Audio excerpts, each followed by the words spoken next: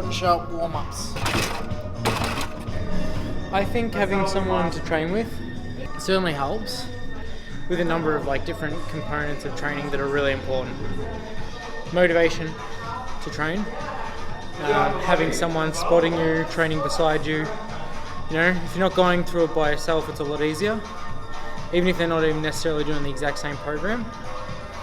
So your motivation, accountability, having someone to be accountable to beyond yourself, external accountability is something that a lot of people look for. That's why people get coaches.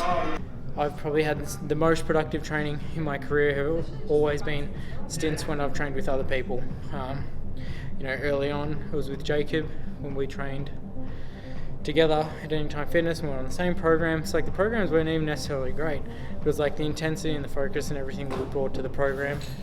Kind of that camaraderie and the fact that, you feel like there's someone going through it with you. It makes you feel it's empowering. Kind of makes you feel like you can do a lot more and, you can kind of motivate and inspire each other. Obviously a coach is great, but I think there's something to be said about going through the motions with someone, by your side, kind of you face challenges and, anything along the way together. And I think that just psychologically helps quite a lot. And that psychological benefit manifests and allows you to achieve the physical a lot more, which is really cool.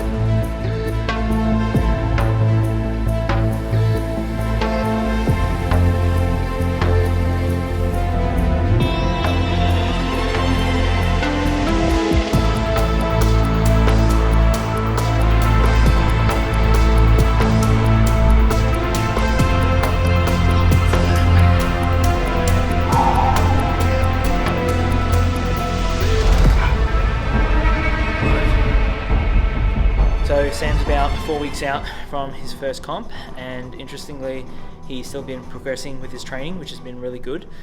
He's been pushing his numbers further and further each week, so on paper things are moving really well, and on the gym floor his body's feeling good. He doesn't have any current niggles which are interfering with his training, and that's quite a bottleneck for many competitors at this point in prep.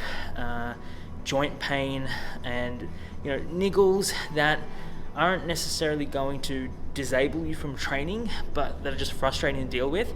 They tend to become more frequent as an individual gets leaner and leaner.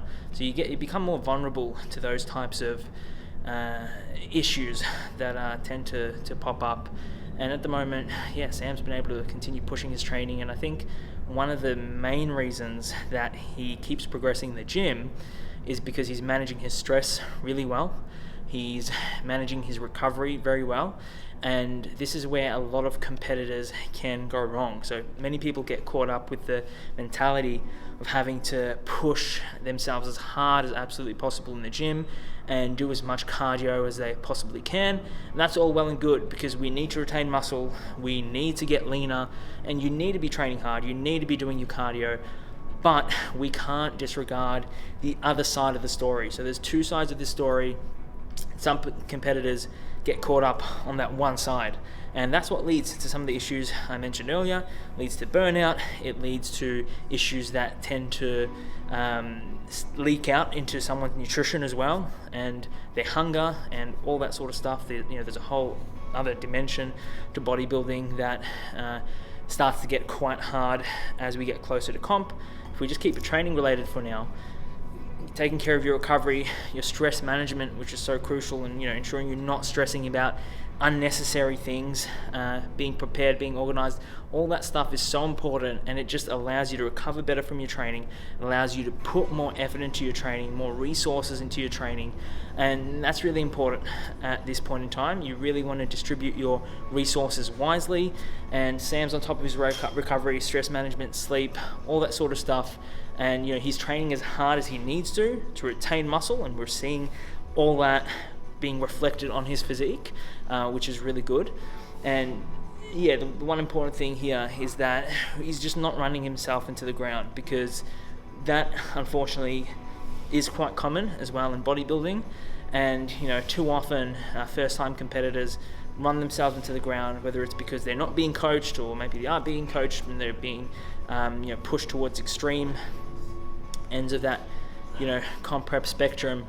And if you are a first-time competitor, your goal should be to just enjoy the experience, embrace the experience, make it to the stage in complete, not broken into pieces, which a lot of people unfortunately do. They end up crawling to stage, which isn't a good outcome. So at the moment we're in a good position, and if Sam keeps taking care of those recovery and stress orientated factors, then he'll keep training hard until he's in peak week, really, and then we'll taper and compete. So that's Sam's situation at the moment.